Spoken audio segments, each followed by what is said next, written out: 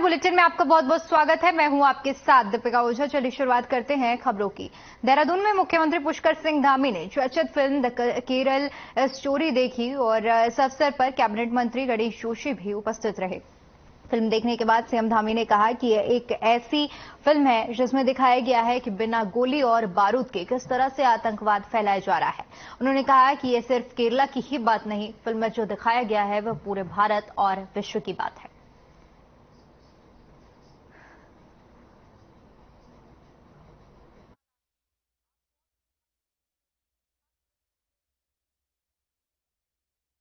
ये the Kerala story सभी को देखना चाहिए और जो लोग इसका विरोध कर रहे हैं वो सच्चाई को लोगों के सामने नहीं आने देना चाहते। ये देखकर कहीं न कहीं सुनियोजित तरीके से मैं कहूं कि बिना किसी हथियारों के एक बड़ा जिहाद आतंकवाद जो पूरे भारत के अंदर और पूरी दुनिया के अंदर फैलाया जा रहा है ये बहुत खतरनाक है। इससे इसके आने वाले जो परिणाम हैं, हमारे जो ऐसे आने वाले नौनिहाल नई पीढ़ी है उन सबको जागरूक होकर सभी को बताना चाहिए, जागरूक होकर इससे सभी को बचाने का भी काम करना चाहिए और सभी को फिल्म देखनी चाहिए जिससे कि जो हो रहा है वो सबके संज्ञान में आए, सबके ध्यान में आए और लोग इससे बचें।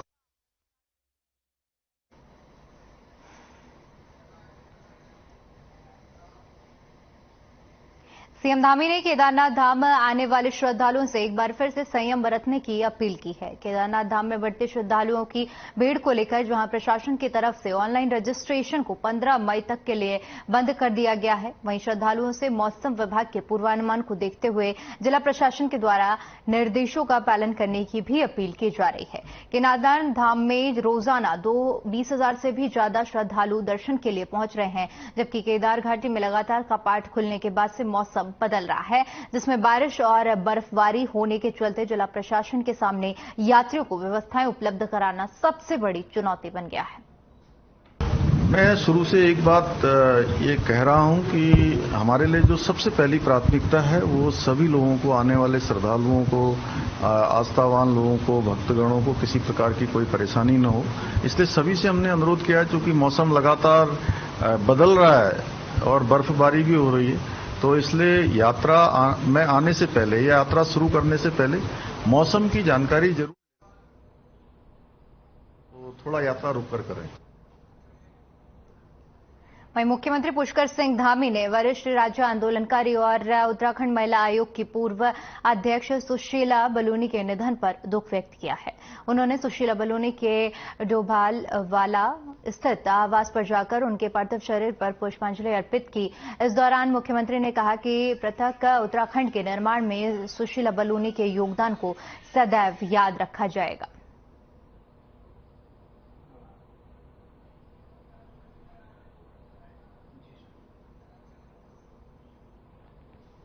तो महिला आयोग की पूर्व अध्यक्ष सुशीला बलूनी के निधन पर सीएम धामी ने दुख जताया है।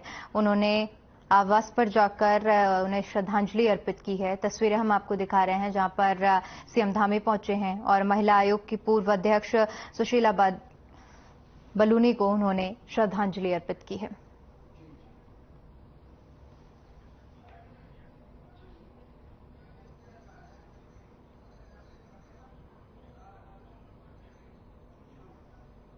अल्मोड़ा मेडिकल कॉलेज से संविदा चिकित्सकों के स्थानांतरण को लेकर राजनीति गर्मा गई है। अल्मोड़ा से कांग्रेस विधायक मनोज तिवारी ने इस मामले पर सरकार को आड़े हाथों लेते हुए कहा कि अल्मोड़ा मेडिकल कॉलेज में सरकार के दावे फेल हो चुके हैं, जबकि स्वास्थ्य मंत्री डॉक्टर धन सिंह रावत अल्मोड़ा के प्रभारी मंत्री होने के बावजूद भी डॉक्टरों को एक मुश्त ट्रांसफर किया जाना न्याय संगत नहीं है। विधायक ने कहा कि इस मुद्दे पर मुख्य सचिव से वार्ता की गई है।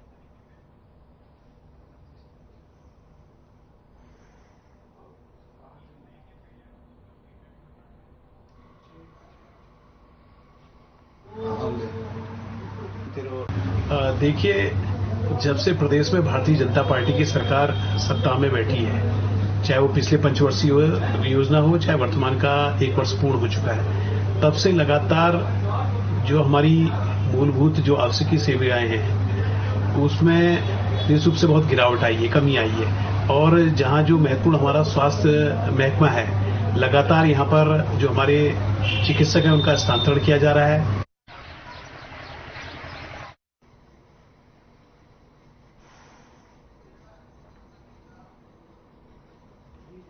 उधर रुड़की इकबालपुर के गन्ना मिल पर कांग्रेस ने 1 दिवसीय धरना प्रदर्शन किया। दरअसल इकबालपुर गन्ना मिल पर लगभग किसानों का 150 करोड़ का बकाया चल रहा है, जिसको लेकर धरने में पहुंचा हरीश रावत ने कहा कि अगर यही स्थिति रही तो किसानों का पैसा खतरे में पड़ जाएगा, जिसको लेकर हमने 24 घंटे का धरना दिया है। हरीश रावत ने कहा कि जो भी जमीन का मुआवजा मिले, पैसा सीधा किसानों के खाते में डाला जाए। पूर्व मुख्यमंत्री हरीश रावत ने सरकार पर बोलते हुए कहा कि चीनी मिल चलाए रखने के लिए सरकार को भी व्यवस्थाएं बनानी चाहिए। वहीं खानपुर विधायक उमेश कुमार द्वारा बीते दिन चीनी मिल पर धरना प्रदर्शन किया गया था। इसको लेकर जब पत्रकारों द्वारा हरीश रावत से सवाल किए गए तो हरीश रावत ने उनको बताया कि बीजेपी की बी टीम बताया है।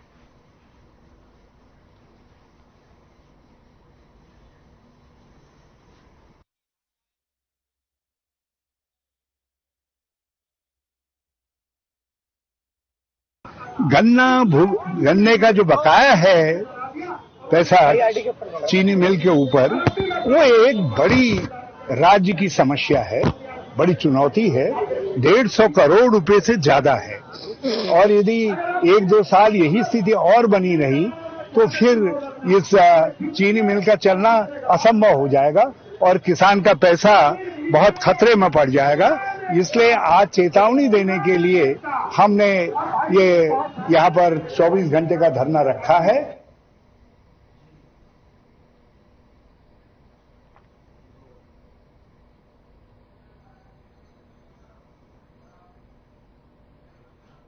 खबर देहरादून से है, जहां बीजेपी प्रदेश प्रवक्ता मधु भट्ट ने बताया कि प्रधानमंत्री नरेंद्र मोदी के नेतृत्व में केंद्र सरकार के 9 वर्ष पूरे होने पर बीजेपी प्रदेश भर में विशेष अभियान चलाएगी। सांसदों की अगुवाई में 15 मई से 15 जून तक अभियान चलेगा। उन्होंने बताया कि केंद्रीय नेतृत्व की निगरानी में चलने वाले अभियान में उत्तराखंड में भी विभिन्न वर्गों एवं वरिष्ठ कार्यकर्ताओं के साथ संपर्क कार्यक्रम आयोजित होंगे। 30 मई को मोदी सरकार के 9 वर्ष पूर्ण हो रहे हैं। मधु भट्ट ने बताया कि अभियान में सांसदों की भूमिका महत्वपूर्ण होगी।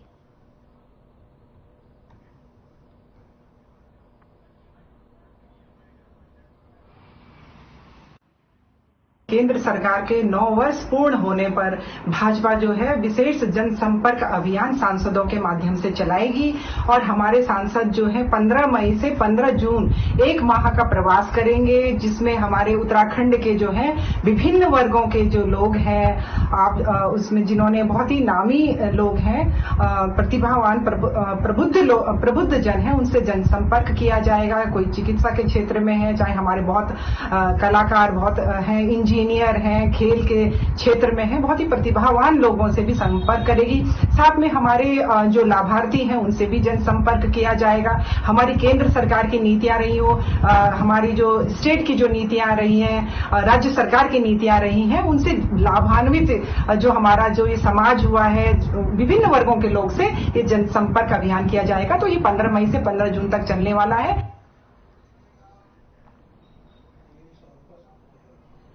वहीं उत्तराखंड में वन भूमि पर किए गए अतिक्रमण को हटाने की कार्रवाई लगातार जारी है। वहीं वन मंत्री सुबोध उनियाल ने अतिक्रमण को हटाए जाने को लेकर साफ किया है कि किसी धर्म विशेष की कोई बात नहीं है, इससे माहौल खराब होता है।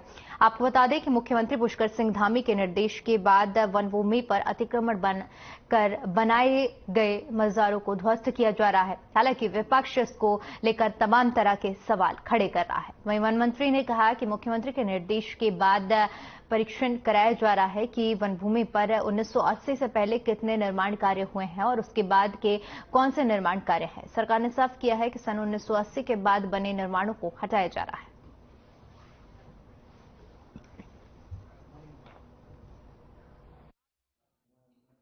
पहले तो मेरा आपको स्पष्ट कहना है कि ये किसी धर्म विशेष को लेकर आप बात मत करिए, इससे कहीं ना कहीं माहौल खराब होता है। कोई भी धार्मिक प्रतिष्ठान अगर वन भूमि में अतिक्रमण से बनाएगा तो उसको हटाने के लिए आदेश दिए जा चुके हैं और परीक्षण किया जा रहा है कि 1980 के पूर्व के कौन है, उसके बाद निश्चित चलता रहेगा। क्योंकि वन भूमि में अतिक्रमण को रोकने के लिए अभियान को एक दिन का नहीं होता, अभी अगर आज हमने सारे अतिक्रमण हटा दिए, कल दूसरा कोई अतिक्रमण करने आ गया, तो लिहाजा ये एक निरंतर प्रक्रिया है, कब्जा नहीं होने देगा।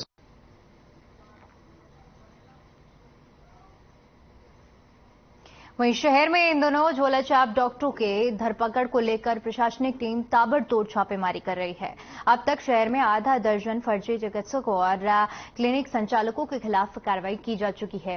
मंगलवार को भी सिटी मजिस्ट्रेट ने धान मिल चौराहे स्थित एक बंगाली डॉक्टर के क्लिनिक पर छापा मारा, मगर छापेमारी की भनक लगते ही डॉक्टर मौका पाकर फरार हो गया। हालांकि उसकी धरपकड़ के लिए प्रशासनिक अमला जुट गया है। क्लिनिक को सील कर दिया गया है।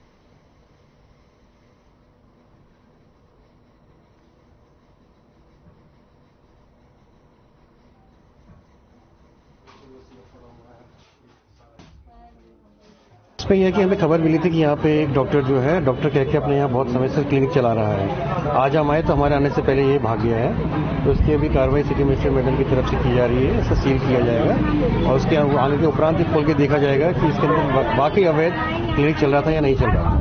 इससे पहले जितनी कार्रवाई की गई है उनमें कितने लोग पाए गए और कितने कार्रवाई की गई? अभी तो कल भी हमने चोरगलिया और आपका ये धानमिल साइड पर किया था, तो कल मिला के कल भी 5-6 हमने क्लिनिक जो है बंद किए थे, जो अवैध रूप से चल रहे थे।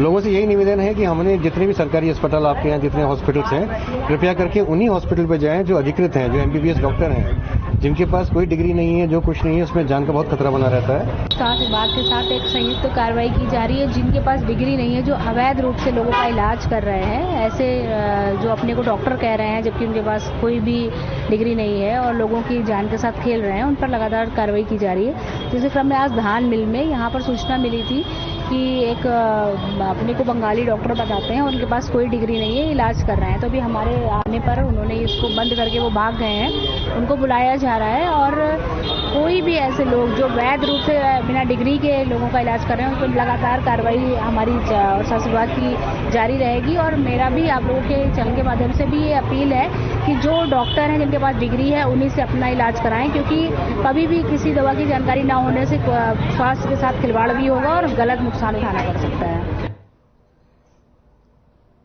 चलिए खबरों में आगे बढ़ते और बात करते हैं दिनेशपुर के, जहां पर पूर्व माध्यमिक विद्यालय के प्रांगण में बघेल संस्कृति सुधा समिति के तत्वाधान में धूमधाम के साथ रविन्द्रनाथ टैगोर का जन्मदिन मनाया गया। इस दौरान बघेल संस्कृति सुधा समिति अध्यक्ष रवि सरकार ने कहा कि आज कला की युवा पीढ़ी अपनी संस्कृति भाषा को भूलती जा रही है, जिसको बचाए रखने के लिए बघेल संस्कृति सुधा समिति द्वारा प्रयास किया जा रहा है कि अपने पूर्वजों एवं विभूतियों को याद करते हुए हम अपनी पीढ़ी को आगे अपनी संस्कृति को बढ़ाने की प्रेरणा और সেই 10 জনের থেকে দিয়ে আমি 10টা বলি যে বাংলা সংস্কৃতির দিকে এগিয়ে যাচ্ছে, বাংলা নৃত্যের দিকে সেই সঙ্গে শ্যামল এবং देखिए वर्तमान जो है युवा पीढ़ी जो पाश्चात्य संस्कृति की ओर ज्यादा भाग रहे हैं और जो भारतीय संस्कृति है इससे दूर हो रहे हैं, और इसीलिए हम लोग निरंतर प्रयास कर रहे हैं बंगे संस्कृति सुधा समिति की जो हम अपनी संस्कृति को पकड़ के रख सके। हालांकि देखा जा रहा है कि दूसरी ओर जो विदेशी लोग हैं वो भारतीय संस्कृति का नाम कर रहे हैं और भारतीय संस्कृति को पकड़ के रखने का प्रयास कर रहे हैं। विश्व कवि रविन्द्रनाथ जी का 162वां जन्मदिन है, जो पूरे विश्व में अपनी रचना के कारण जिनको पहले एशिया में और भारत के लिए नोबेल पुरस्कार लाए थे, उनके जन्मदिन है। और ये संस्था बंगीय संस्कृति सुधा समिति विगत 2004 से लेकर अब तक लगातार इस आयोजन को लोगों के सहयोग से करते आ रहे हैं। मेन मकसद है कि जिस भाषा में इन्होंने रचना लिखी और जिसके लिए प्रसिद्धि मिली इनको, और उस भाषा से हम जो बंग भाषा है हम उससे दूर होते जा रहे हैं। वहीं बीजेपी अल्पसंख्यक मोर्चा के राष्ट्रीय अध्यक्ष जमाल सिद्दीकी उत्तराखंड के 1 दिवसीय दौरे पर पिरान कलियार पहुंचे, जहां पर उन्होंने मोर्चे के पदाधिकारियों के साथ विश्व प्रसिद्ध दरगाह शाबिर पाक में हाजिरी पेश की और मुल्क में अमनो सलामती की दुआएं मांगी। इसके बाद उन्होंने कार्यकर्ता सम्मेलन में भाग लिया और कार्यकर्ताओं को संबोधित करते हुए राष्ट्रीय अध्यक्ष जमाल सिद्दीकी ने भारतीय जनता पार्टी द्वारा चलाई जा रही कल्याणकारी योजनाओं को जानकारी देते हुए देश के पीएम नरेंद्र मोदी और उत्तराखंड प्रदेश के युवा सीएम पुष्कर सिंह धामी की खूब प्रशंसा की। उन्होंने कहा कि पीएम नरेंद्र मोदी के नेतृत्व में देश विकास पर अग्रसर है। विश्व पटल पर देश को नंबर 1 बनाने के लिए भारतीय जनता पार्टी काम कर रही है। उन्होंने सभी कार्यकर्ताओं को एकजुट होकर घर घर बीजेपी की नीतियों को पहुंचाने का आह्वान किया। सम्मेलन में मौजूद उत्तराखंड वक्फ बोर्ड चेयरमैन सदाब शम्स ने कहा कि ऊर्जावान पुष्कर सिंह धामी के नेतृत्व में प्रदेश में चौमुखी विकास हो रहा है। प्रदेश में चलाई जा रही जन कल्याणकारी योजनाओं का लाभ जनता को सीधे मिल रहा है।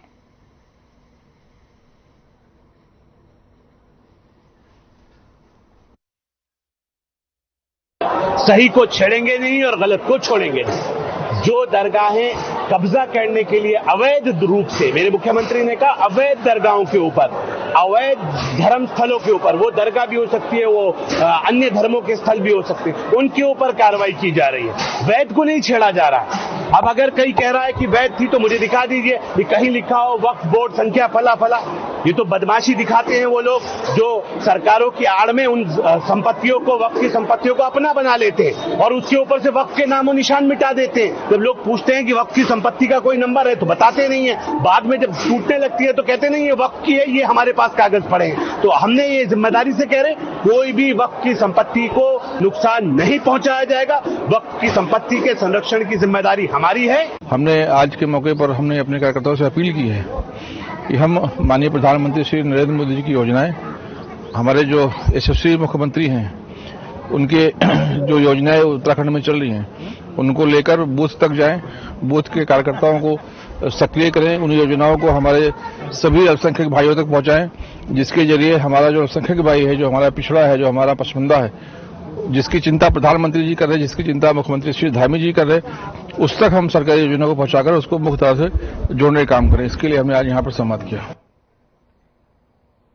23 से 24 मई के बीच working group on anti corruption की दूसरी बैठक का आयोजन किया जा रहा है। ऋषिकेश में इस बैठक का आयोजन किया जाना है। यहां अर्जेंटीना, ऑस्ट्रेलिया, ब्राजील, कनाडा, चीन, France, Germany, Bharat, Indonesia, Italy, Japan, Korea गणराज्य समेत 20 देशों के 200 प्रतिनिधि 2 दिन तक के लिए भ्रष्टाचार रोकने की चुनौतियों और उनके समाधान पर मंथन करेंगे। उधर कांग्रेस में ऋषिकेश में होने वाली बैठकों के लिए राज्य सरकार की ओर से पहले ही तैयारियां की जा चुकी हैं। 20 G20 समिट में शामिल होने वाले डेलीगेट्स के परमार्थ निकेतन और श्री गंगा आरती में सम्मिलित होने का प्रबंध किया गया है। इन विदेशी मेहमानों की सुरक्षा के लिए जनपद पौड़ी प्रशासन भी अलर्ट मोड पर है और करीब 300 पुलिसकर्मी इन विदेशी मेहमानों की सुरक्षा के लिए तैनात किए जा रहे हैं।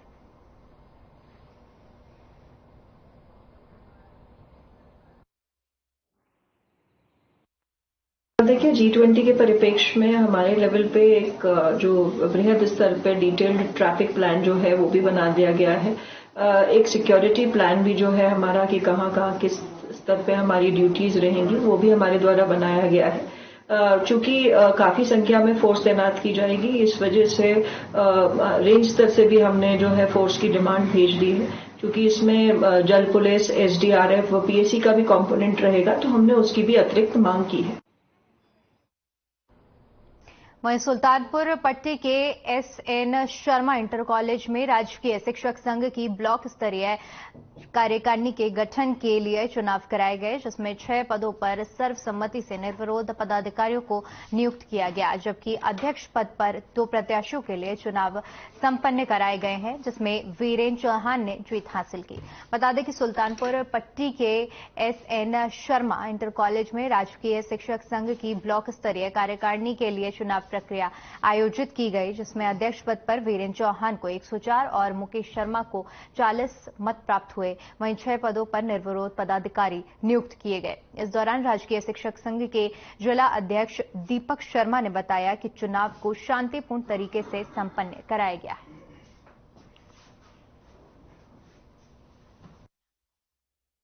हमारा 5वां द्विवार्षिक ब्लॉक अधिवेशन बाजपुर का संपन्न होने जा रहा है, जिसमें 7 पदों पर चुनाव होता है।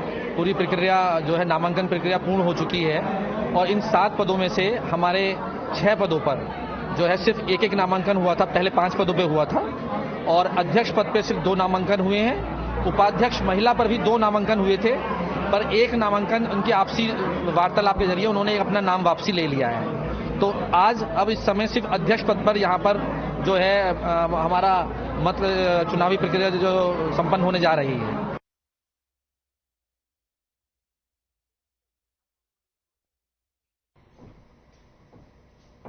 वहीं उत्तराखंड पुलिस द्वारा ऑपरेशन मुक्ति अभियान चलाया जा रहा है। इस अभियान के तहत सड़कों पर भिक्षा मांगने वाले बच्चों को भिक्षा से हटाकर शिक्षा की मुख्य धारा से जोड़ने से और साथ ही साथ आर्थिक रूप से निर्बल बेसहारा बच्चों को भिक्षावृत्ति के मार्ग से हटाकर शिक्षा के मार्ग पर चलने के लिए प्रेरित करने के लिए पहल को ऑपरेशन मुक्ति का नाम दिया गया है।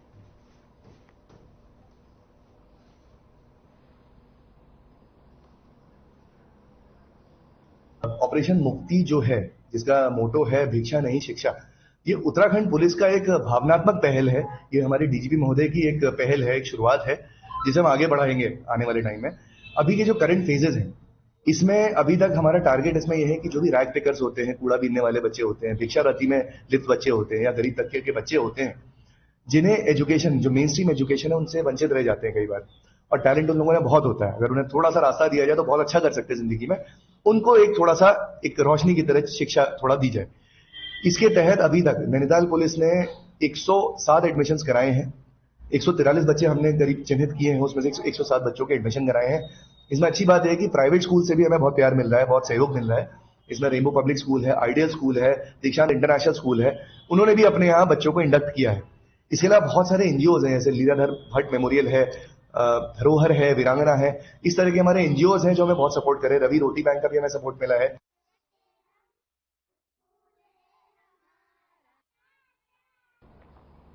उधर हरिद्वार में पुलिस ने ग्राहक बनकर ज्वेलरी शॉप में चोरी करने वाले एक गिरोह के 3 सदस्यों को गिरफ्तार किया है। इस गिरोह ने बीते सप्ताह कनकल थाना क्षेत्र में एक ज्वेलरी शॉप में चोरी की वारदात को अंजाम दिया था, जिसके बाद पुलिस से लगातार आरोपियों की तलाश में जुटी हुई थी। खोजबीन के बाद पुलिस ने गाजियाबाद के रहने वाले साजिद, नाजिम और मंसूर नाम के 3 आरोपियों को गिरफ्तार कर लिया है, जबकि 2 आरोपी महिलाएं अभी तक पुलिस की पकड़ से दूर है। मामले की जानकारी देते हुए एसपी सिटी स्वतंत्र कुमार ने बताया कि गिरोह पश्चिमी यूपी में कई वारदातों को अंजाम दे चुका है और हरिद्वार में भी दूसरे दुकान को निशाना बनाने की फिराक में था।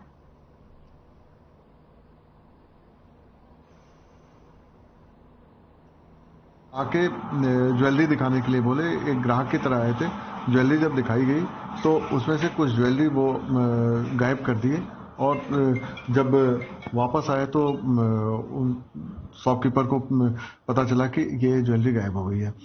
इस सूचना को लेके जब थाने पे आए तो थाने से फिर एक टीम का गठन किया गया और जितने भी सीसीटीवी फुटेज वगैरह उसको चेक किया गया तो ये संज्ञान में आया कि ये लोग गाड़ी से आए थे और उस गाड़ी को ट्रेस करते हुए जब देखा गया तो जो अभियुक्त हैं वो ट्रेस हो गए। चलिए फिलहाल के लिए उत्तराखंड की खबरों में इतना ही। बाकी तमाम बड़ी खबरों के लिए बने रहिए हमारे साथ। नमस्कार।